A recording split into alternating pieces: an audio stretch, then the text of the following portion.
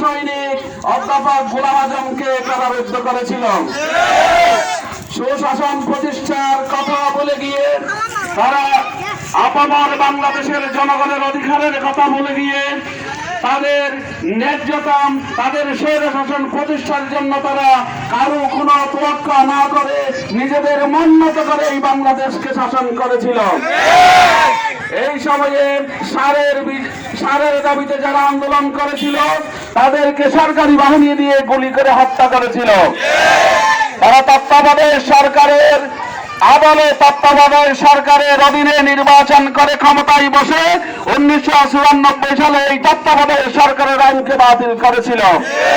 এককভাবে ক্ষমতায় থাকার জন্য তারা যখন উঠে পড়ে লেগেছিল তখন সমস্ত দল একত্রিত হয়ে আবারও এই স্বৈর শাসক যাতে এই বাংলাদেশে প্রতিষ্ঠিত হতে না পারে সেই জন্য বাংলাদেশ জামাত ইসলামী এবং অন্যান্য দল আন্দোলন করে তাদেরকে ক্ষমতার মস্তক থেকে টেনে হেসড়ে নামিয়েছিল।